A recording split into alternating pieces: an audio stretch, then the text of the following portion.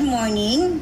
I am here to present to you my research study for my final defense entitled Level of Acceptability of the Proposed Project, Assessment Level with Innovative Weight or ALIW in Filipino Individual Reading Progress of Grade 1 Pupils, Basis for Improvement and Approval.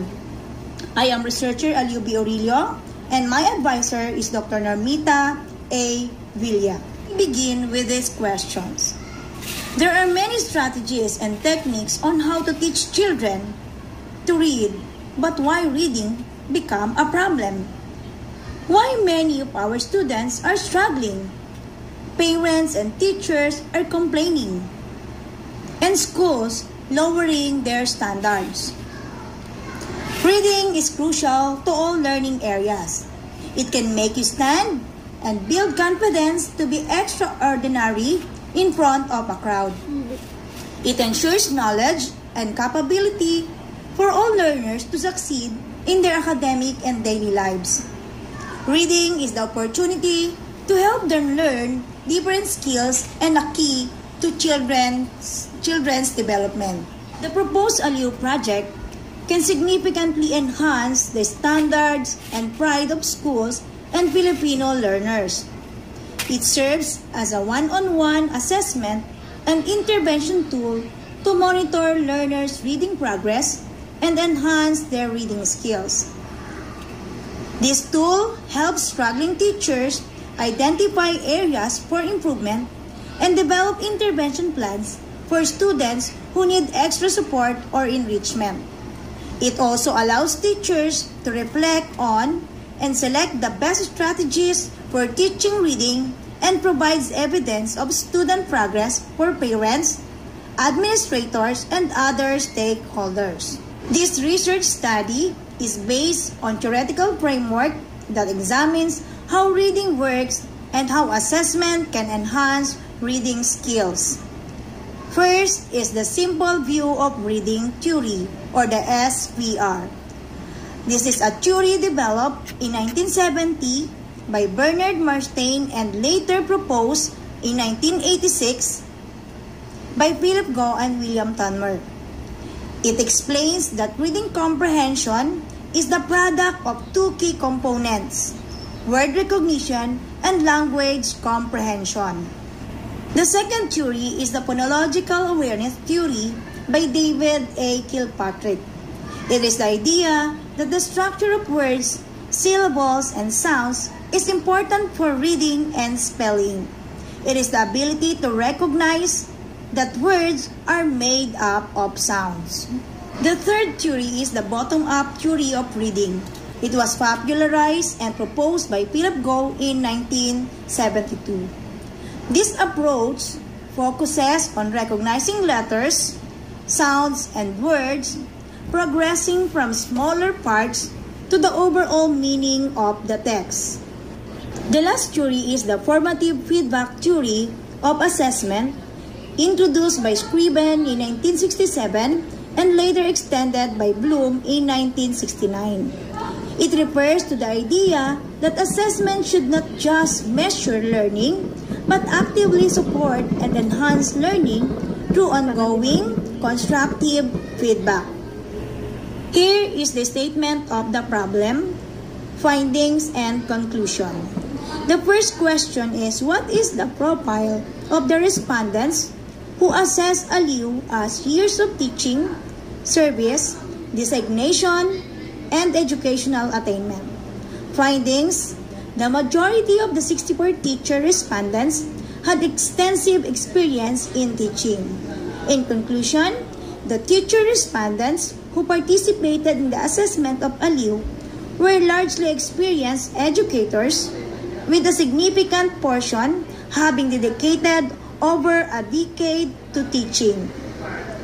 Number 2, how do the respondents assess the acceptability of ALIW in terms of objectives, contents, physical appearance, and provision for reflection or values?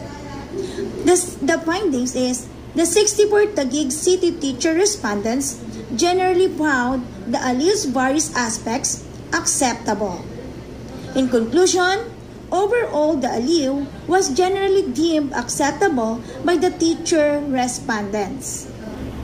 The third SOP is there a significant relationship in the assessment of ALIU when the respondents are grouped according to their profile?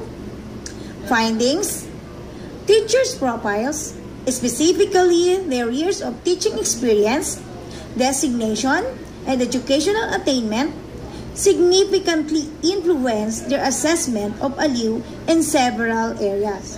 In conclusion, teachers' professional profiles, particularly their teaching experience and educational attainment, significantly influence their assessment of ALIU.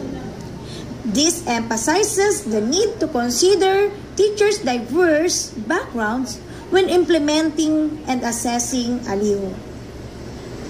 And the fourth SOP is, what are respondents' suggestions for improvement of ALIU? Teachers offered several key suggestions for enhancing ALIU. The most highly recommended improvement was to improve presentations by incorporating pictures. Providing orientation for ALIU was the second most frequent suggestion. Adding more short stories related to the vocabulary was also highly recommended, and adding more activities was recommended. In conclusion, these recommendations provide valuable insights into practical strategies that could potentially strengthen the implementation and effectiveness of ALIU from the perspective of the educators utilizing it. Here is the recommendations.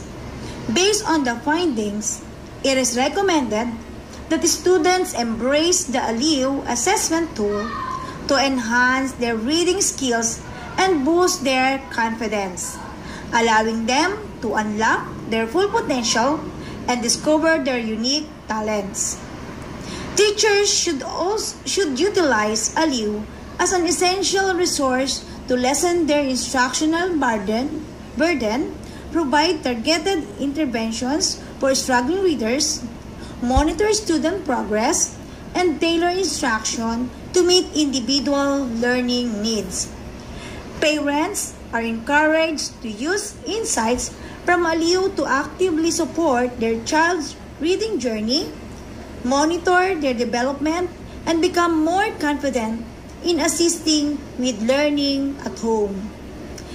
Master teachers can play a pivotal role by analyzing ALIU data to identify student strengths and weaknesses, providing appropriate support, and mentoring fellow educators by sharing effective reading instruction strategies. Administrators are urged to use ALIU results to ensure teachers and students receive the necessary support while establishing accountability measures aimed at continuous reading improvement. At the school level, it is advised that school leaders employ ALIU to elevate the overall quality of education, aim for positive reading assessments results, and deliver data-driven reports to all stakeholders. Principals should monitor reading performance across teachers, students, and the entire school using ALIU insights to inform quality improvements and design effective support programs for reading instruction. Furthermore, the school division office is recommended to utilize ALIU outcomes to identify students in need of extra assistance, allowing for timely interventions and evaluation of existing reading programs. The Department of Education should employ ALIU data to guide policy decisions and implement accountability measures that improve reading performance across schools. Finally, future researchers are encouraged to build upon this study to expand academic knowledge, inform educational practices, and influence policy in the critical field of reading development and instructions. Thank you for listening and God bless.